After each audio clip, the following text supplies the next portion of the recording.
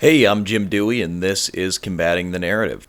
This video constitutes the third and final part of my debunking of Mr. Beat's take on immigration. Be not dismayed. I'm sure this is not the last we will see of Mr. Beat on this channel. With that, let's jump right back into it. Diversity visa applicants don't need a high school education, job skills, or pretty much anything. Yeah, that's bullcrap. Diversity visa applicants absolutely do have to have at least a high school education or at least 2 years of work experience in a job that requires at least 2 years of training or experience. So what you're saying is PragerU here is telling the truth. They don't need a high school diploma. All they need is 2 years of work experience. And for the life of me, I can't think of a single position out there that doesn't require 2 years of training or more to, become a consummate expert in that position, like everything from flipping burgers at McDonald's to retail to driving a forklift. Like, you're trying to tell me that, you could no longer learn anything after 2 years. Like, the definition is so vague that pretty much every job out there meets it. So they just have to have worked at some point in the past for 2 years, which is not something that's easily verifiable either, especially if they're coming from a third world nation. This nonstop flow of new legal immigrants, based on family ties instead of skills, abilities, and allegiance to American values. Well, it's funny she says that because the average new immigrant is more likely to have a college degree than the average American citizen. Okay, let's take for a moment that argument on its face and say that it's true. That's still a net negative for the United States because you're introducing all the more competition in the labor market and driving down wages and real wages. And the ability to sit in the classroom for 4 years and listen does not make one intelligent by any stretch of the imagination. Furthermore, it makes no comment on their predisposition to criminality or their alignment to American culture and values. And even if it did, I don't know that those degrees necessarily compare apples to apples with American bachelor's degrees in terms of academic rigor. And I'm not entirely clear on what he means by immigrants are more likely to be in possession of a college degree in any case, because if they're not getting their college degree abroad and they're getting it here in the United States, that speaks to an education system which has made it easier for immigrants to obtain a college degree than native-born citizens. Or, to rephrase that, native-born citizens are in some ways subsidizing the degrees of immigrants coming to the United States, which would be absolutely disgusting if true. Currently, 15% of American nurses, 20% of American surgeons, and 22% of Americans working in STEM fields were born in a foreign country. Presuming that they got their degree in a foreign country, and presuming that the educational institutions in that foreign country are of lower quality than they are in the West in the United States, I think it's fair to say that that has driven down the quality of care in the medical field and lower work quality in the STEM field. Getting rid of family sponsorships would actually lead to less highly skilled immigrants coming to the United States. Which is a good thing. That's a fantastic thing for the American public. Why would I want highly skilled workers coming in and competing with American highly skilled workers?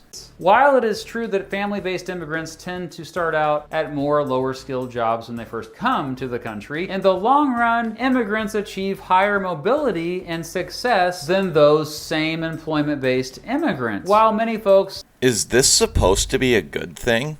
Oh, look, immigrants aren't just driving down wages in entry-level menial jobs. They're driving down wages up and down the mobility spectrum. Hooray! Also, he has the temerity to nitpick at PragerU's graphics, right? But take a look at the ones he's been using throughout his entire video. There's no data on either axis. He's literally just made it up. Like Malkin worry that family-based immigrants are a drain on the resources of the country. There is no proof of that. FBI Table 43 would like to have a word with you. If anything, the responsibility for family-based immigration costs is not on the American taxpayer, but the individual sponsoring their relative. Yeah, I'm going to need a citation for that claim because I have evidence to the contrary. According to the Center for Immigration Studies, at least in 2009, 71% of Hispanic immigrant households were on some sort of welfare program, 57% of all immigrant households, compared to 39% of native households, and that's on an upward trend. To break it down even further, as of 2012, 65.6% of illegal immigrants, not citizens, are siphoning money out of the pockets of native-born taxpayers by using welfare programs.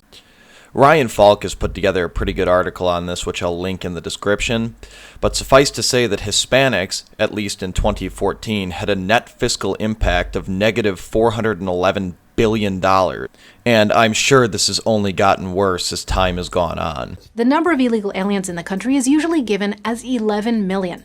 But have you noticed that number never seems to change? Oh, but it does change, Michelle. The undocumented population peaked in 2007 at 12.2 million and is less than 10.5 million today. Again, I'm going to revert back to the argument that no one knows for certain how many illegal immigrants are here. What do you think, they're like answering the door for the census or like volunteering their information to their local governments? No, of course they're not. The best we have are estimates, and a lot of those estimates conflict, some of which say they're higher than 11 million.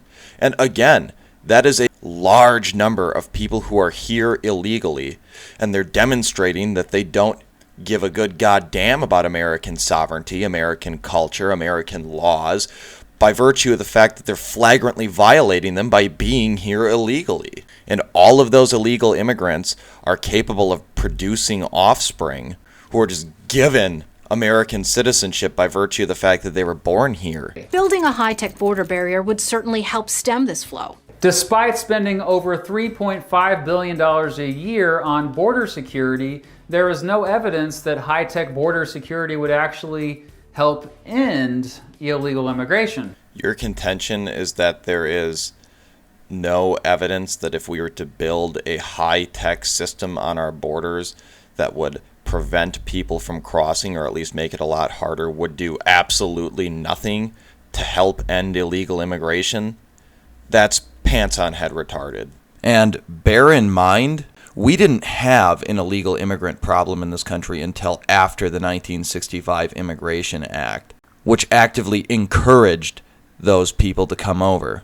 And bear in mind, throwing money at something doesn't make a problem go away. If we're spending all this money on apprehensions at the border and then we give them a court date and then they just stay here illegally anyway, that's not doing anything to stop illegal immigration. Case in point, the Israeli border wall works just fine. Most undocumented immigrants came to the United States legally and just overstayed their visas. Yes, and that's a fact I'm fully aware of. So we should probably end those visas that allowed them into the country in the first place. But that doesn't mean we should just ignore the non-insignificant number of people who do cross illegally at the border. And it doesn't help that when these people are caught, they're given a slap on the wrist. They're given a court date which they'll ignore because they applied for asylum, or they just come back later and try again.